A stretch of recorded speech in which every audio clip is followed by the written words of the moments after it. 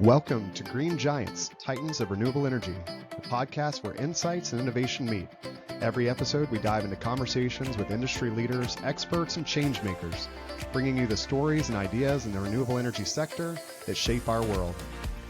And now, let's jump into today's episode with your host, Wes Ashworth.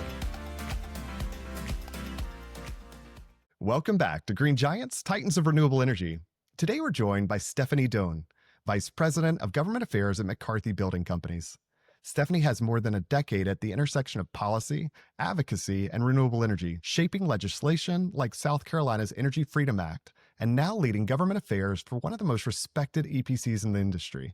In this conversation, we're going to explore three powerful themes: how community engagement can make or break a project, why we need to reframe the national conversation from renewables to simply energy, and the future of workforce development that is transforming rural communities and creating long-term careers. Steffanie brings passion, policy insight, and powerful stories from the field. Steffanie, welcome to the show. Hi, Wes. Thanks for having me. It's an absolute pleasure to have you on. I've been looking forward to this conversation for sure for a while now. And as always, I would just want to start at the beginning. So as I said there, you've built a career at the intersection of policy, community, and renewable energy. What first drew you into this space, and maybe what personal experiences shaped your passion for this work? It's a long story, but I started out wanting to learn more about renewable energy, solar energy in particular. And I have a cousin who was one of the founding creators of ecotourism, actually. And he had a resort in the Virgin Islands. I volunteered, rough job, but I volunteered to go down there and thinking that I would learn a lot about how to build structures utilizing solar, composting toilets, all of those things. And this was many years ago. But when I got there, it ended up that we had a mixed lack of communication, I guess, miscommunication, because I didn't end up learning that. I learned some other things in the hospitality industry that were good, but I was exposed to what solar energy could do. And then I wanted to build on that. I went to school for community planning and utilizing what we called alternative energy. So that can tell you how long ago it was. So, however, where I was living at the time in the Northeast, there wasn't much going on with solar. So I switched gears to another one of my passions, which is policy, and started working at the state government.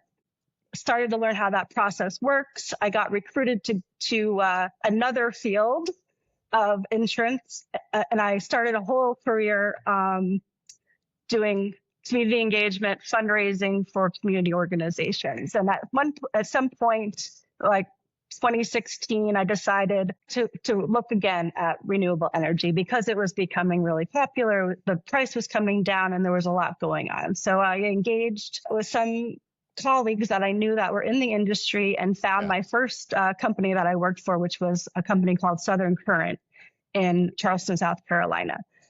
They were looking for a policy person, and I was there, and I said I could do it. And they put me to work right away, sending me to Columbia, South Carolina to lobby for the industry and for solar developers in particular.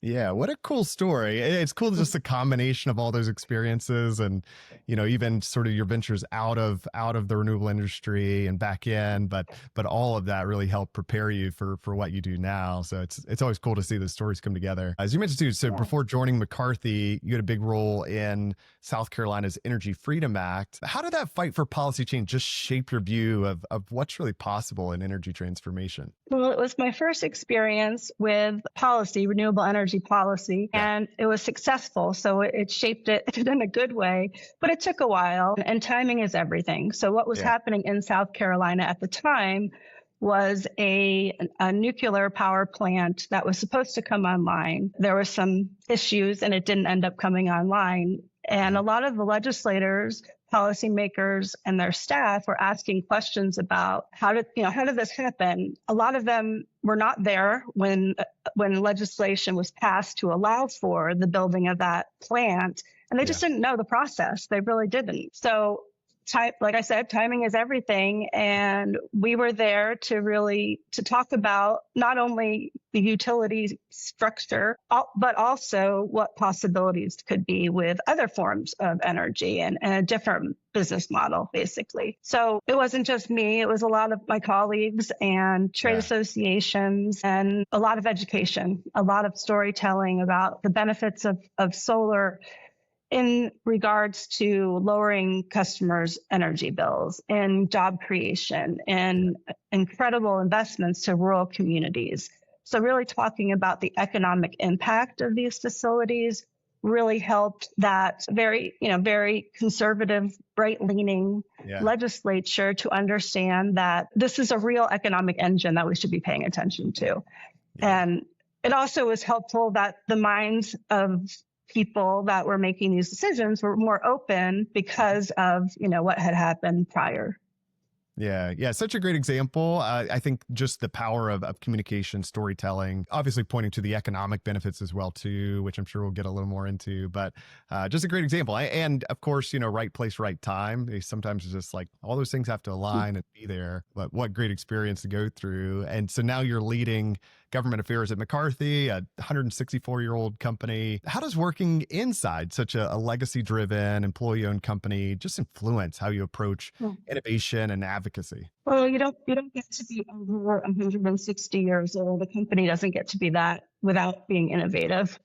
We are at McCarthy. We're constantly trying to figure out how do we add value to our clients' facilities through design features, through ways in which we monitor data we collect to help us design a better facility, and how are they going to get the most bang for their buck? How are they going to meet the requirements that they have according to whatever kind of power purchase agreement they have? Or how do we design and build and complete it ahead of schedule so that they can start reaping the benefits of selling that energy sooner?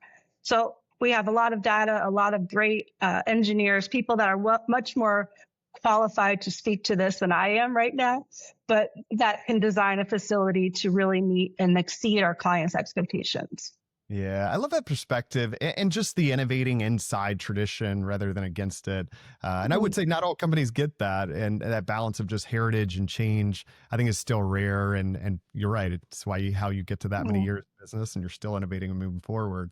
So just kind of looking at that foundation brings us to one of the most important themes of your work. And when we think about solar storage projects, people often focus on the technology or the financing, but you've argued that what happens in the community is just as important, and I agree. So you've said EPCs can play a unique role in just bridging the gap between early project development and operations. Why do you see community engagement as such a critical piece of project success? Renewable energy, solar storage is still relatively new, and they're getting bigger and bigger. So they attract a lot of attention when they come to town. And people have a lot of questions about it, rightfully so. They want to know if their families are going to be safe, if they want to know if they're going to be any kind of beneficial financial impacts to the community. They want to know if people other than the immediate or direct landowners or participants are going to receive any kind of benefit. So it's understood that when something like this comes, people are going to have questions. What I've found is that we as an industry could do a much better job at planting seeds earlier on about what a facility is and isn't. We also have the added narrative around these projects that's increasingly, and it's increasingly negative. And so if we can get in early and we try to work with our clients as early as possible, as early as it makes sense for us to get involved, so that we can talk about the incredible hiring, recruiting, training programs that we bring to the community. So we have countless stories of people that we've met because we've came to their community and offer opportunities and careers with us that have led to careers in construction for people that wouldn't have thought about it or wouldn't have even known it existed had we not come to town. So the more work we can do as an industry and especially as EPCs to become of a community. We talk about becoming of a community a lot at McCarthy, and that means we are all in. We are there. You're going to know we're there in a positive way because we're going to frequent your restaurants, your hotels. We're going to, where it makes sense, purchase or rent equipment from local vendors. We have job fairs and career opportunities that we come to town with. And all of that is so that we can answer questions, first of all, and we can bring information that's valuable to the community and illustrate why these projects are not a burden, not a nuisance. They're actually can be part of the community and part of the fabric of that community and provide benefits long after we leave, certainly. Yeah, I love that. And just kind of the framing of it. And it's to me the power of when it is treated really seriously and it's not just a box to check, but it's true engagement, getting in there early, boots on the ground, being with the community, educating, answering questions, showing the benefits, telling those stories. I think that's a powerful recipe that a lot of EPCs could learn from.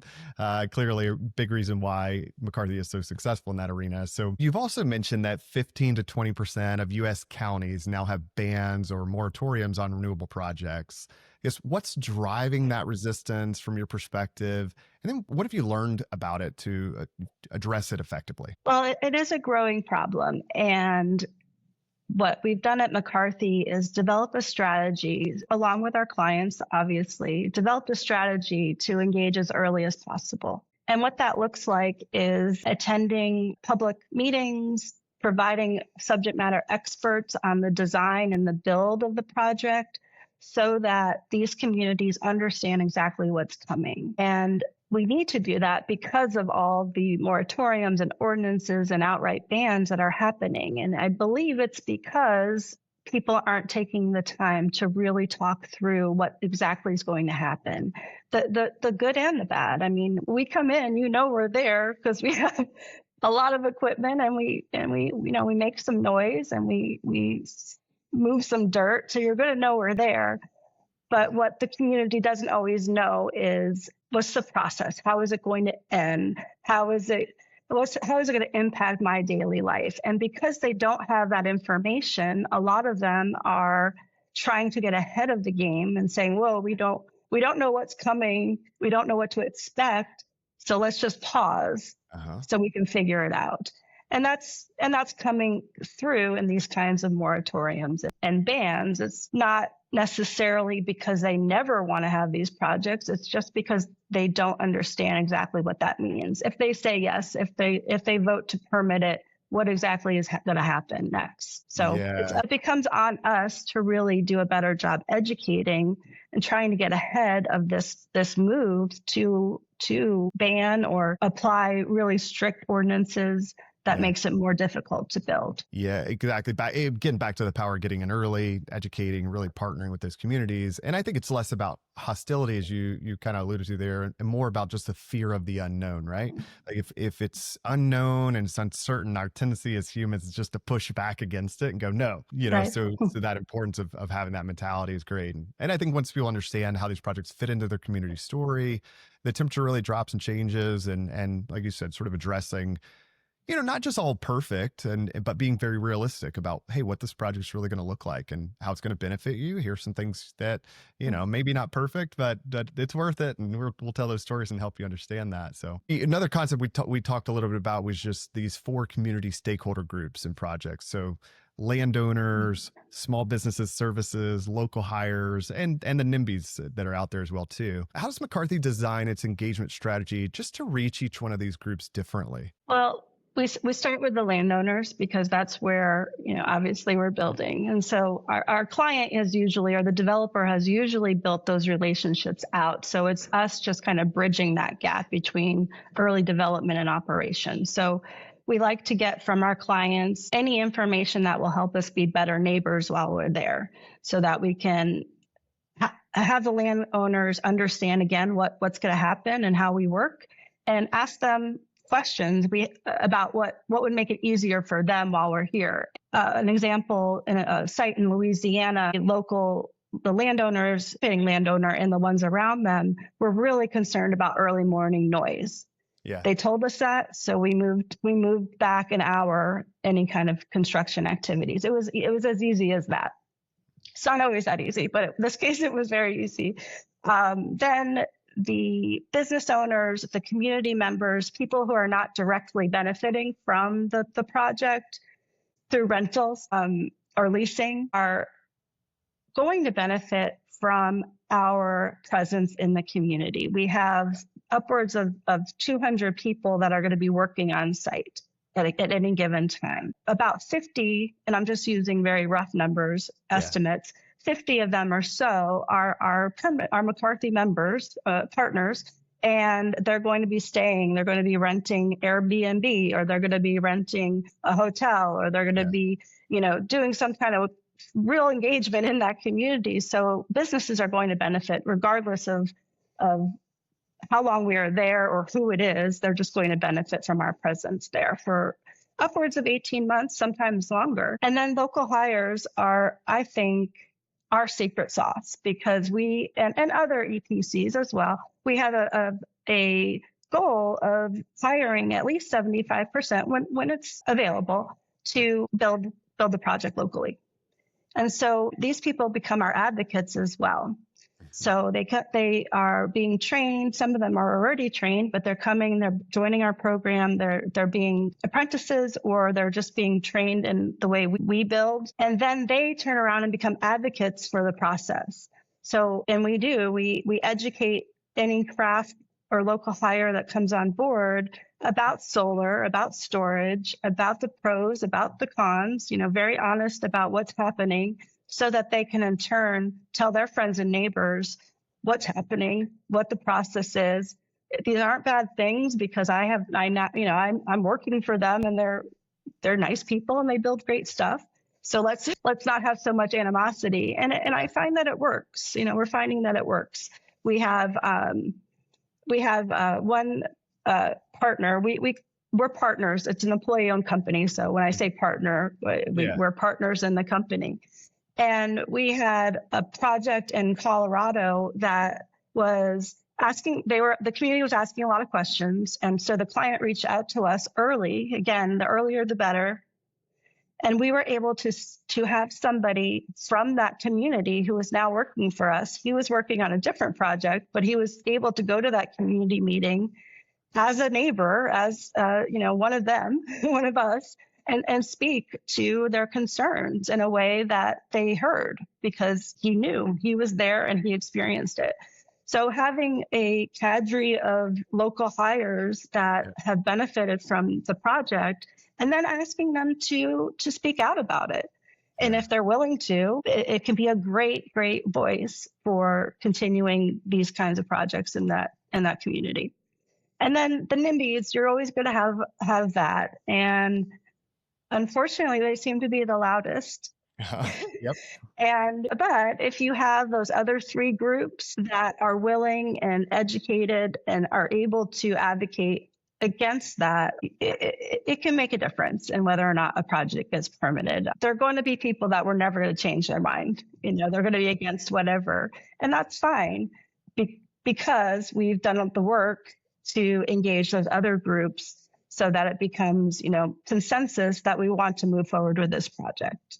Yeah, it's a very smart way to think about it. And I love the intentionality behind, just not one message for everyone, but four very different conversations happening in parallel. And then just those local hires that become your advocates, that they have such a powerful voice, that even the NIMBYs, coming from that perspective, someone that's a part of your community and your community versus this external EPC that came in. Not that either one's wrong. It's just what's going to really get across and get to the heart of that. So I love that. So we've also talked about you just kind of brainstorming a newer idea and embedding some pro solar messaging into recruitment ads as a, just strategy potentially coming forward. Can you share just your thoughts behind that and just how workforce hiring itself could double as community education? Yeah. So part of the challenge is getting these messages out to everybody in that community. So when we are going into an area, we generally produce some digital recruitment ads. I talk about McCarthy, talk about what we do, talk about the project a little bit. What I'm thinking, or what we're working on, is creating some ads that educate while we recruit, so that we're geofencing an area, or we're putting out ads in a certain area. not everybody in that area is going to want to come work for McCarthy. However, there might be people that are seeing these ads that didn't know that the panels are not toxic, or didn't know that we're going to be hiring 75% of locals, or we're going to be investing, many in the community organizations that we support and educate first responders. Yeah. Just anything that is a concern, we can try to address through this communication tool that we use anyway. Yeah. So we're testing some of that, and I believe it will be successful. Yeah. We just need more time to really test that out. Yeah, it's a brilliant idea in my opinion. I'd love to see how it does play out and what the impact is. So it's sort of like turning that whole recruitment process itself into storytelling, and not just filling jobs to that point, sort of building ambassadors for the energy transition. So I think it's great. Yeah. It's brilliant. Thinking about some communities, what's the hardest community you've worked in? You don't have to name them by name, but by example, what surprised you about the way that trust was ultimately built? I like to think that they're all just in transition, not difficult. Yeah, all right. I like it. We haven't convinced them yet. Yeah. And it's interesting because every region of the country has a different issues, right? Yeah. So in the Midwest, it's a lot about farmland. It's a lot about taking up prime farmland, or the perception that it is taking up. So I've found that, again, meeting people where they are and just sitting down, and it's not me, that's the person. It's finding someone in that community who can sit down with that group and give them the facts in a way that they trust, right? It's not like you can't go to a community and say, no, you're wrong. That's not going to work. But going and sitting down and educating and answering questions and giving real proof that what they're thinking might not be that way, or it's dated information. We find that a lot too. Yep. So I find that it doesn't really matter where you are, as long as you identify what that main objection is and sit down with them, find the right messenger to do so, and talk through what some of the either the misconceptions or questions. Again, we're not going to change everybody's mind, but I feel like if you make that effort, I've seen differences made through just sitting with somebody and answering their questions in a way that's respectful and not talking down to or no, you're wrong kind of thing. Yeah, it's powerful, right? It shows that trust isn't just a press release. It really is time spent, boots on the ground, being there, being intentional. And those kinds of experiences change really how the whole industry learns to show up. And the more we do it, the more like stories we have to share, which you mentioned that and how important that is. So we've looked a little bit at the community perspective, and I think that naturally connects to a bigger cultural issue is how we even talk about energy in this country. I'm always fascinated in this topic, and you've been outspoken about just the need to maybe shift the conversation a bit. And we're starting to hear this more and more. So you've argued that maybe we should stop talking about renewable energy, green energy, all these kinds of things, and just talk about energy. What do you mean by that? Well, we need to figure out a way to get all of these electrons on the grid. The load growth is not slowing. It's increasing, and the technologies are developing, and there's these wonderful new technologies that if we are just focused on one type of energy, we're not going to get the benefit from. And people are going to pay for it, quite literally. Yep. So adopting an all of the above, we just need energy kind of mindset allows for a variety of technologies and resources to be integrated with the grid in a way that nobody knows about, nobody is concerned about. We just want to turn on the switch, right? When we turn on the switch, we just want our things to work. People really don't care where it comes from. I've come to realize they just want it to happen. So if we're going to spend a lot of time and effort and resources prioritizing, and this is happening across the political spectrum. So I'm not talking about it one particular way. I'm saying across it, if we're focused on one particular type of energy or demonize another type, nobody is going to benefit from it. Nobody is benefiting. We're in fact suffering because we are going to see increased cost we are going to see an increase in unreliability, and we are going to see businesses and these data centers and other resources or other opportunities for growth diminish.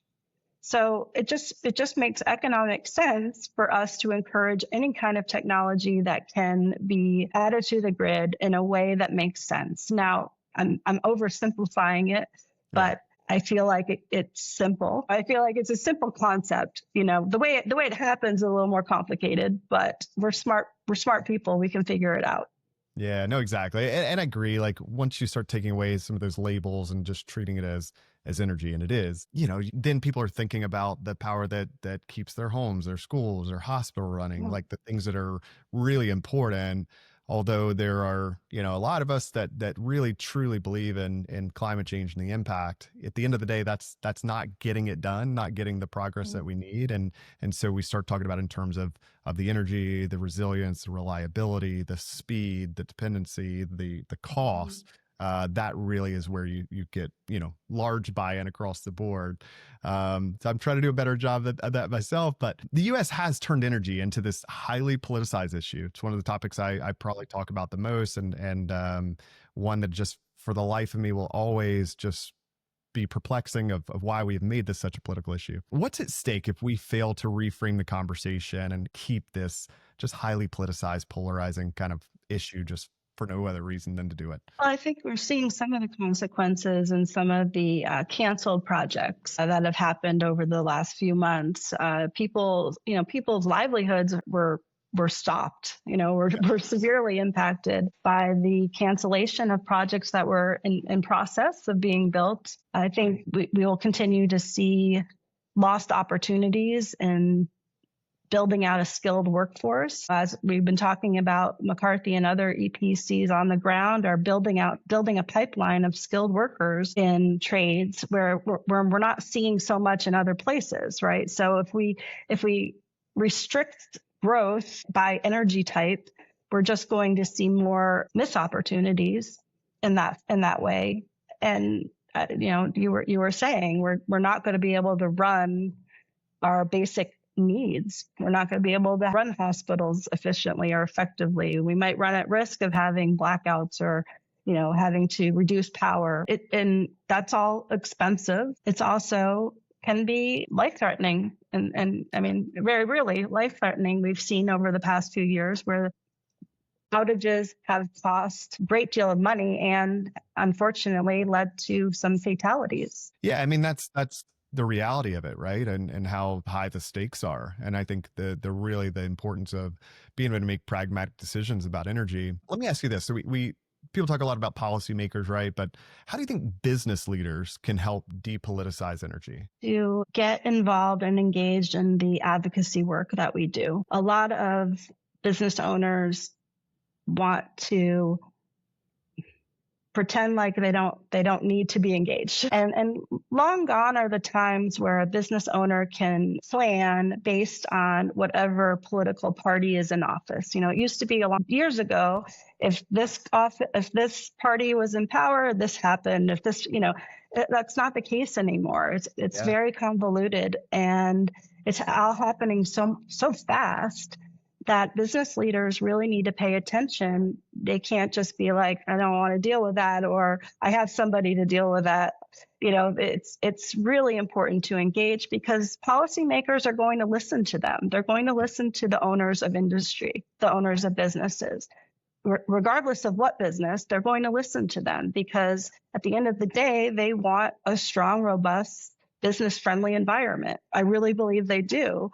And they can't do that if they don't have input from the people that are making it possible, or the people that can make it possible. Yeah, no, great points there. And I agree. Like businesses just have credibility in places where government doesn't. And a lot of those policymakers want to hear from, you know, these real businesses that are really driving the economy. And it's often the private sector that, to me, can normalize the conversation. So you've also compared the energy transition to the evolution from landlines to cell phones. I've been looking at a lot of these parallels lately, and I love how can analogies like that help the public better understand what's really happening? I think it helps to talk about change. I mean, you think about the landline was it for a very long time, right? And then all of a sudden we have this new technology, which is really not very old. Maybe, I don't know, 20 years, maybe. But maybe a little longer. And it didn't get adopted right away. I mean, I'm embarrassed to say that I had a landline probably until about 5 years ago, just in case, right? Like, just in case. I didn't need it. I never used it, but it was there if I needed it. And I think, that's the way people react to change is, is this really something I want to dive into, especially when it's been institutionalized for so long? So I look at different or emerging technologies. Solar is not emerging. We're here, but new technologies that people may not be totally bought into are kind of the same way. We have to give people time and a security blanket almost to help them change or transition to something new. It's just human nature. We don't like change. Yeah, agreed. I love the analogy overall. And to me, like it does paint a picture, like if you can imagine, this transition from landlines to cell phones and people being like, well, I vote this way, so I oppose cell phones and I will never have a cell phone. I'll never support cell phones. And I'm going to, try to ban cell phone use because I vote this direction. How silly that sounds. But if we start framing it that way in these analogies, I think people will understand like, oh, okay, that is kind of silly. Maybe I should give this a thought or think about it. Because as we move forward and innovate, although change is tough, change is hard, there's always that. But just to be open to it, be curious and look into it. Change is uncomfortable for people, especially when they're rooted in something that's provided them what they've needed for so long. And so it's like, I've always voted for this, or I've always used this, I've always voted for this or this way. Something new comes along. I'm not going to change the way I've done it before because I've always done it this way and it's worked for me. Exactly. So we kind of looked at this. So, policy, community engagement are the framework.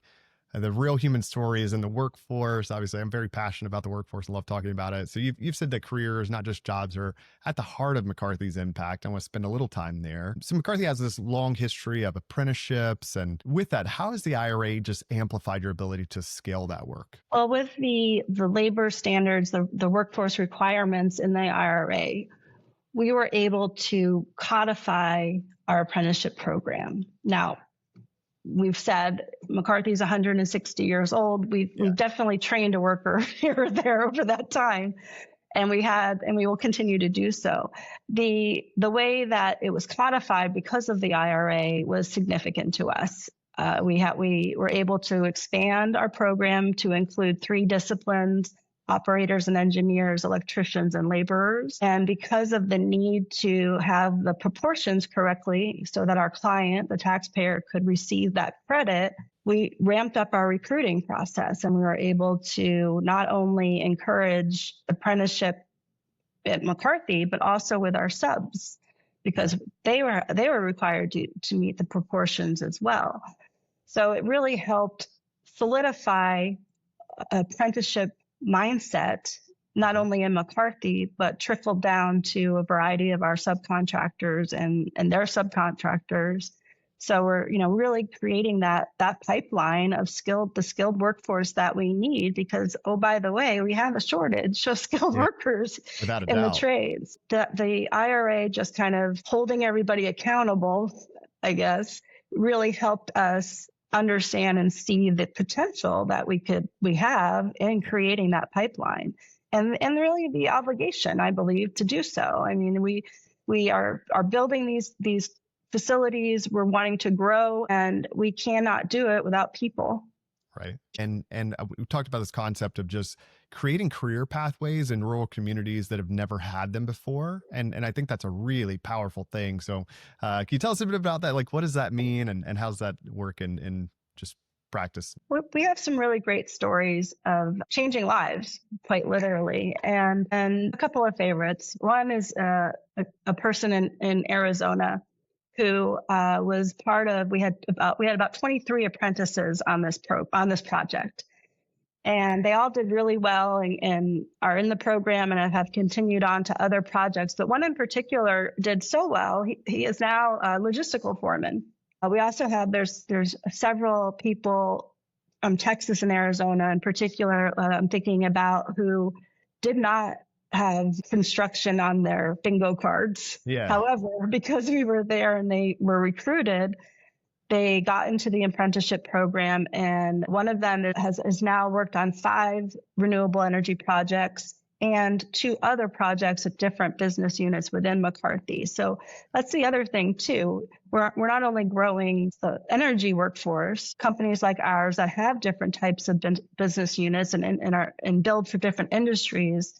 We're exposing these people to 18 other markets where they can gain skills and find employment in. The similar story in Arizona, where someone saw that we were recruiting, decided to take a chance, had no background, and said, I work hard and I show up and I work hard, and that's really all we needed. And they've taken off and will continue to move on to other projects.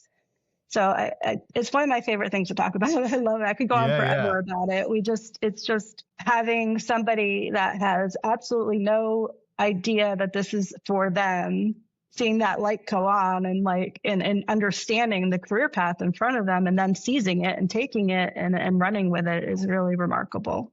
Yeah, it's a beautiful vision and remarkable just seeing the impact there. And myself, I grew up in a really small town, and you see if there's a major employer there or somebody there creating jobs and upskilling folks, just the impact on the community.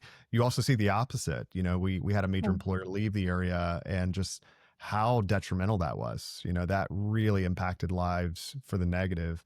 And the whole town as a whole. So just it's the power of this, right? And we have the ability to, like you said, really transform, what economic development looks like in rural America and really support it through these projects. So it's a beautiful thing. And then again, too, back to that, it's then these local hires really do become messengers inside the community and changing the narrative around, solar and renewable energy. And we talked about the power there. So kind of looking at all that, how do you personally measure success in workforce development? Is it jobs created? Is it careers launched? Is it something else? Yes, all of the above. One of the things, just to say a little bit about the career development, workforce development, one of my pet peeves, and I hear it a lot, is that when we come to the community, we only get some short-term or temporary jobs. And that really irritates me, because that's not true. And the people, if they want to, have the opportunity to join our apprenticeship program, or if they're already skilled, just join our program. And then they can become travelers with us, so they can travel around with us to build more projects. Or if they don't want to travel, with all of the activity in these regions where we're building, there's going to be another McCarthy that comes to build, and there they are. They have the skills and they're able to go there. So the short-term job excuse is not real. It's not real. If somebody chooses to have a career with construction, regardless of McCarthy or another company, the opportunity is there for them. Yeah. No, I'm glad you addressed that. I think that's an important one. And you're right. I think it does create this long-term ability for that person to have more job opportunities, whether locally and opportunities. There are people, of course, that want to explore and, try out, move to different areas. And then you have an even more valuable skill set that you could go elsewhere if you wanted to, but also locally to stay there and just that long-term look. We measure our success by the amount of people that advance. And so I think it was about a year ago now, we had our first graduates from our more codified apprenticeship program in operating and engineers. And we had 6 graduates. We had a ceremony for them in Louisiana, because that's where they were working at the time. Yeah. And so we're really proud of that, and we're proud of retention. Our apprenticeship program has a 60% retention rate, and that I hear is pretty good. So again, having that percentage or having that kind of benchmark, but also in the stories is how we measure success. Because you could have, apprentice, but how is their quality of life? Well, it's very good, because they're wanting to stay. I love that focus on quality of life, and too, just as a way to measure the success. So throughout this, we talked a little bit about community, policy, workforce as these 3 interconnected pieces of the energy transition. As we get closer to time, we'll pull back a little bit, look at bigger picture. So you've described the scarcity mindset as maybe a major obstacle. How do we move toward a yes and mindset in energy and society just more broadly? Well, I'll stick to energy just because society is too big. But if we start with energy, maybe it'll grow. But I think that there's this mindset, and we're talking a little bit about just with the conversation about just energy, there's an idea that if you add a resource onto a grid, you have to take another one away. So if you're adding something, you're taking from something. And that's the scarcity mindset that's I think driving the energy world today. Yeah. And having that change so that we look at all of the above and we understand where a resource ought to go, where it fits into the puzzle, then we're just growing more and more resources and we have more places to put them because we're open to everything. It doesn't now, all resources don't make sense all the time. However, it's not, if the difference is you're open to them, you're not eliminating them or pushing them away. You're saying, okay, let's take it and figure out how to make it work within the bigger system. Yeah, no, exactly. And I agree. So that yes and framing is to me a more honest reflection of what's actually possible. And I do think we're trending that way. And it's exciting to see it happen more and more and progress coming along with it. So when you look at the next decade, what gives you the most hope about America's energy future or the globe's energy future? What's on the horizon for you? I think we've just begun with adapting new technology. What's happening with SMRs, although I think it's still not quite ready for prime time. I could be wrong, but I'm not an expert in that. But geothermal, SMRs, hydrogen, all of the new technologies that are there just waiting to be tested, waiting to be innovated. There's so much need for this as load growth continues, as we need more reliable resources, more resilient resources to face things that I believe we haven't even really faced yet. We need this, so let's innovate and figure out how to make it work. And that makes me excited. I do have an entrepreneurial spirit and want to figure out how to make it work and how to be successful and how to incorporate all that's available to us in a way that makes sense for the most amount of people. It's a refreshing answer. So often we focus on the obstacles, but you pointing just at the momentum, the creativity, the innovation already underway. I agree. It's such an exciting time to be a part of it, and seeing all these technologies just evolve and adapt and how quickly it's progressing and happening. It's fun. So again, very, very hopeful as well. I'll ask you this. You've also, you've built coalitions, you've lobbied legislatures, engaged communities. What kind of legacy do you hope to leave behind in the energy space? Well, one that can be marked by that abundance, one that's abundant, and more jobs, more technology, more growth. I'd like for somebody to look back and say that she really did a great job in ensuring communities had the resources they need in a fair and equitable way. Yeah, it's a great legacy to leave behind. No doubt you are. Just a real one of impact and trust and making a real difference. Final question, or close to final. So for listeners who may feel powerless in the face of big energy debates, what's one concrete way from your perspective that they can make a difference?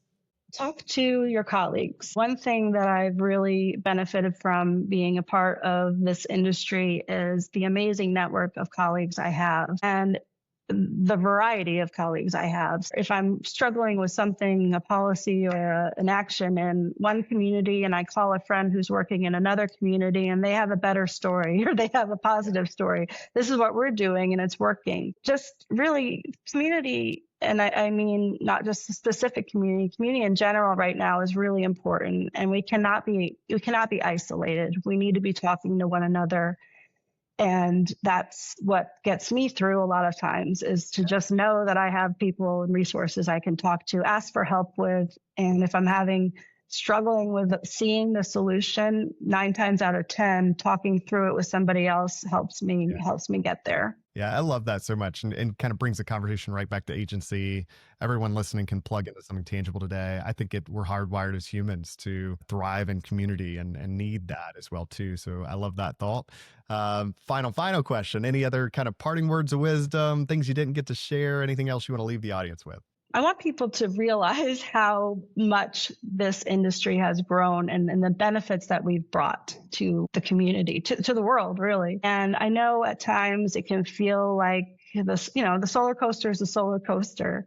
I think that we are experience higher growth in shorter amounts of time than we have over the last 10 years. I've seen it. I've seen how we have grown from this nascent little, they can't do this, to a real powerhouse that can provide solutions appropriately to people and to communities. And so I just take a moment to think about where we were, where we are. And it might feel like we're kind of on the downturn now, but I don't believe that's going to last very long. No, agreed. I love that. This is a great way to kind of wrap it up and leave on that thought. So, Steffanie, thank you for bringing such clarity, passion, and perspective to this conversation. You've reminded us that the energy transition isn't just about technology. It's about people, communities, and the stories we choose to tell. To our listeners, as always, thank you for joining us on Green Giants. If you enjoyed this episode, please subscribe, leave a rating, and share with a friend or colleague who cares about the future of energy. With that, we will see you soon. This episode of Green Giants, Titans of Renewable Energy, was brought to you by Lee Group Search. If you enjoyed today's discussion and are looking to recruit top talent for your company or find your next career opportunity in the renewable energy sector, visit leegroupsearch.com. Let's continue driving the future of clean energy together. Until next time, keep pushing toward a greener future.